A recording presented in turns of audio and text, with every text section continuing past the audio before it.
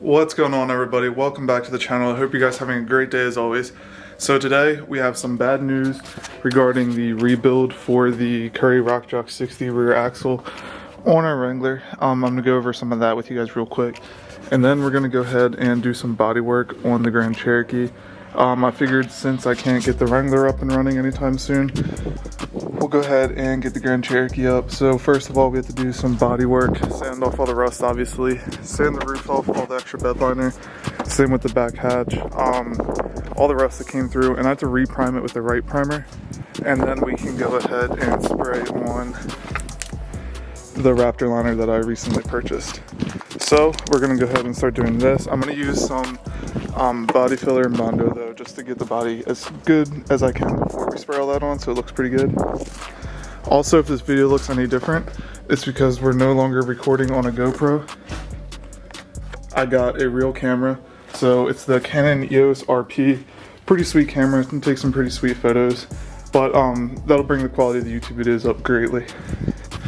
So let's go over the back axle and what happened here.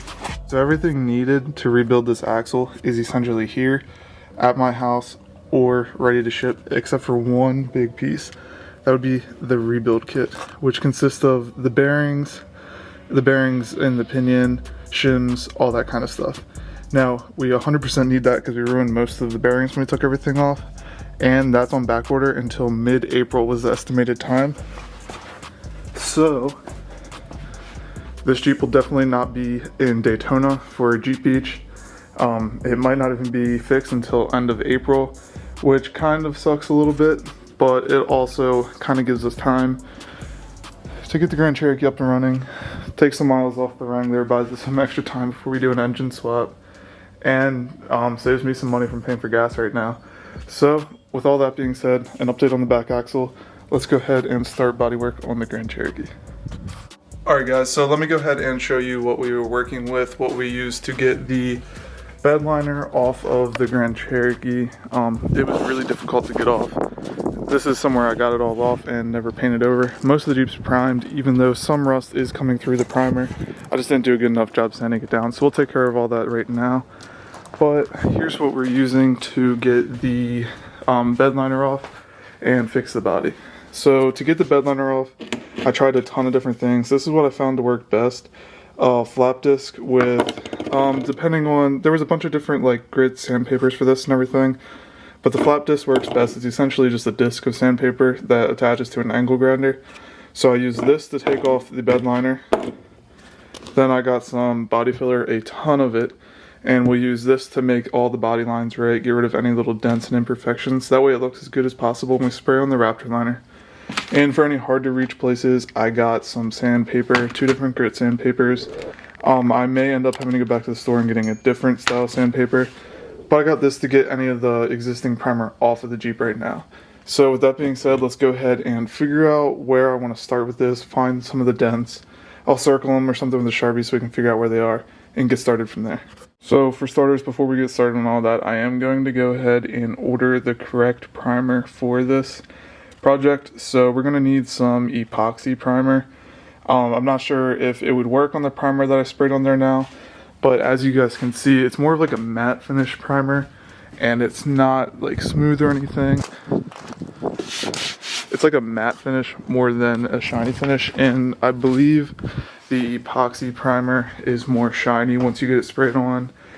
So I'm going to go ahead and order some of that. I'm going to do some research and figure out just how much I need, because it is kind of expensive. You have to order a lot. Like, here's 5 liters for $198, which is almost as much as I spent on all of the Raptor liner for the whole car. And let's not forget, it's a budget build because this thing takes all my money. So let me go ahead and order up the primer we need and figure out where I want to start from there.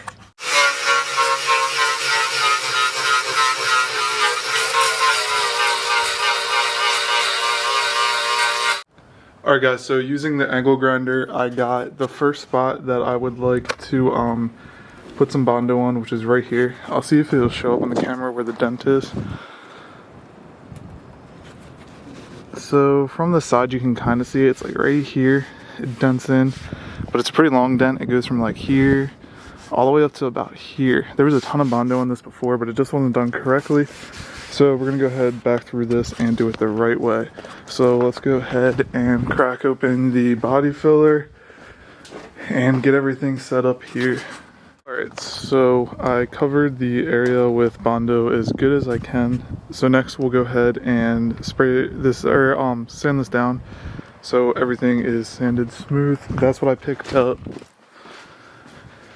all of this stuff for, sanding block, and then I also got both of these sandpapers like I showed you guys earlier. So we're gonna give that probably, I don't know, 30 minutes to an hour to dry all the way, make sure everything's dried completely, and then we'll sand it down, and I'll do another coat if I have to, but I think this should be good. Alright, so it's been like 45 minutes. It seems to be set in pretty hard. So we're gonna go ahead and get some of the sandpaper and sand that down. So for starters, I think we'll start with the sanding block and see how that goes. Go ahead and set the camera down so I can do this, because there's no shot I can do this with just one hand. So after sanding, you can really see the spots to where I didn't get enough Bondo. So we'll go back through, put another coat on this, sand it all even. But all of this out here and everything over here is blended together really well, and it all is set up correctly. So I'm just gonna go ahead and do another coat, and then we'll sand that one down flat, and that should be good for that spot on the Jeep. From there, I think there's a few more dents down the side of the Jeep somewhere, and then on the other side as well. So I'm gonna go ahead and mix up some more for this spot right here and get back to this. So the second coat is on there drying now. However, I'm probably not going to show you guys that just because you've already seen it once in this video. But I did want to go ahead and go over some updates on the Grand Cherokee build since I haven't really mentioned it much recently. So let's head over here to the rear storage. I'm going to have to customize this a little bit to make room for the gas filler thing when I finish the tank top and get that all set up correctly. I also have some tools coming for this tomorrow. Partnered up with a company that makes some awesome tools, so I have some in-depth videos on that. And then I also have this foam, which will be cutting out custom like mat sort of for inside of the various drawers for the tools to sit down in. So I'm going to get back onto the storage build soon. Basically, with the Wrangler down for at least, let's go with another month. I'm going to be doing a lot of work on the Grand Cherokee just to get it up and running. That way we have something to make content with, something to take off-road, just something to have some more fun with. And we'll fix this whenever the parts are back in stock. At this point, not really in a rush to get it fixed, just because we missed the biggest show of the year already. So it'll get fixed when it gets fixed. I would like to be taking this off-road a lot this summer, as I said in the last video. But for now, this is what we got. So, like I said, I'm going to sand that down off camera and figure out what I want to do next here. Might sand down the roof. But I'll update you guys probably tomorrow with another video on what goes on with the Grand Cherokee. So thanks for watching, guys, and I'll see you in the next one.